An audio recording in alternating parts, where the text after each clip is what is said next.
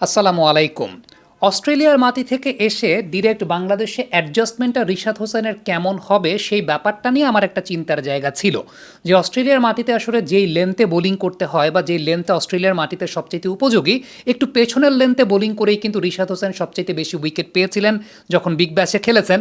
সেই জায়গা থেকে এসে তিনি বাংলাদেশের মাটিতে কতটুকু অ্যাডজাস্ট করতে পারবেন একদম তড়িৎ গতিতে, সেটা অবশ্যই একটা দেখার বিষয় ছিল যে রিশাদ কতটুকু অ্যাডজাস্ট করতে পারছেন।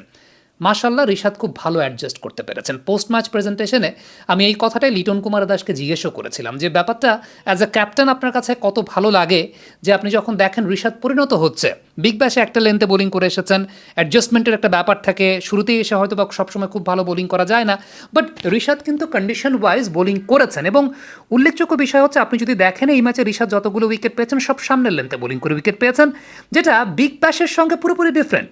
আমার একটা খুব চিন্তার জায়গা ছিল যে বিগ ব্যাশে রিশাদ যখন বোলিং করেছেন, ওই যে শর্ট অফ লেন্থের বলগুলোতে উইকেট পেয়েছেন, এগুলো কি আসলে বিগ ব্যাশের কন্ডিশন বিবেচনা করে রিশাদ উইকেট পেয়েছেন, নাকি লেগ স্পিনারদের যেটা হয় যে বল হাত থেকে ছুটে যায়, ওই জায়গায় পিচ করে যায়, একটু কন্ট্রোললেস হয়ে যায়, সেটা করেছেন? বাট আজকের ম্যাচে একটা বিষয় প্রমাণ হয়েছে, আজকের ম্যাচে রিশাদকে ইন্টেনশনালি একটা বল একটু পেছনের লেন্থে করতে দেখা গেছে।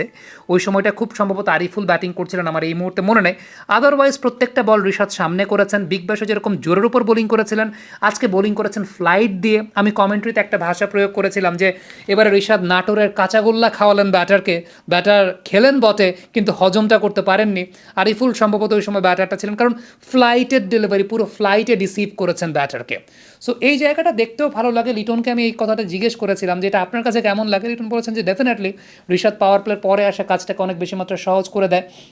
আরেকটা খুব ইম্পর্টেন্ট ব্যাপার সেটা হচ্ছে যে রিশাদ টার্ন করাতে পারেন বলকে খুব ভালো। বিগ ব্যাশে 6 ডিগ্রির উপরে টার্ন করিয়েছিলেন। আজকে মানে এই ভিডিওটা যখন আপনি দেখছেন সেটা হয়তো বা আগের দিন হয়ে গেছে, বাট আমি ভিডিওটা শ্যুট করছি ম্যাচের পরপরই।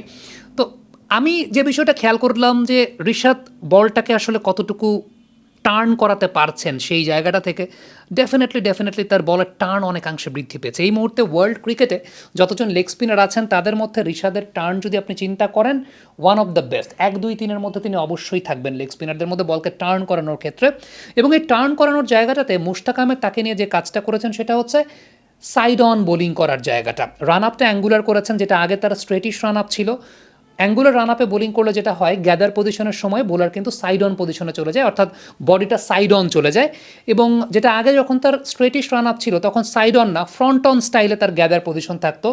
এতে যে বিষয়টা ঘটে সেটা হচ্ছে সাইড অন থাকলে আপনি আপনার বডির লোয়ার পোর্শনটাকে টুইস্ট করাতে পারেন অনেক বেশি। ওই টুইস্টের জন্য আপনার টার্নটা অনেক বেশি হয়, যেটা আগে কিন্তু বডির লোয়ার পোর্শনকে অত বেশি টুইস্ট করানো যেত না, টার্নটা অত বেশি হতো না।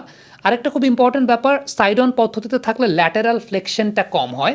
মানে একজন বোলার যখন বোলিং করছেন আমরা দেখি না যে বোলার বাঁ দিকে ঝুঁকে যান, সো এই ঝোঁকার পরিমাণটা, এই অ্যাঙ্গেলটা কমে যায়। এটা আমরা সবসময় বলি যে 45 ডিগ্রির যত বেশি কাছাকাছি থাকবে তত সেটা বেটার। যদি সেটা 45 ডিগ্রির কাছাকাছি বলতে হচ্ছে 90 ডিগ্রি, মানে তো একদম স্ট্রেইট। এখান থেকে 45 ডিগ্রি পর্যন্ত আসলে মার্জিনাল।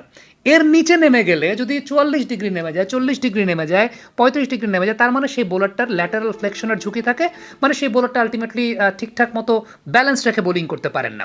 ঋষাদের কিন্তু এই সাইড অন পদ্ধতিতে বোলিং করার কারণে ল্যাটারাল ফ্লেকশনটা কমে গেছে, টুইস্ট করতে পারছেন। So all the young leg spinners who are watching me right now, এই বিষয়টা সবসময় খেয়াল রাখবেন যদি আপনার কাছে ভালো লাগে যে আপনি সাইডওয়েজ রিলিজটা করবেন। এবং সাইডওয়েজ রিলিজের জন্য আবারও একটু আমি আপনাদেরকে দেখাই, সেটা হচ্ছে ঋষাদ যেভাবে অ্যাঙ্গুলার রান আপে গিয়ে বোলিং করে থাকেন এখনকার সময়, আগে যেটা স্ট্রেটিশ রান আপে বোলিং করতেন, এই জায়গাটা খুবই ইম্পর্ট্যান্ট একটা বিষয়।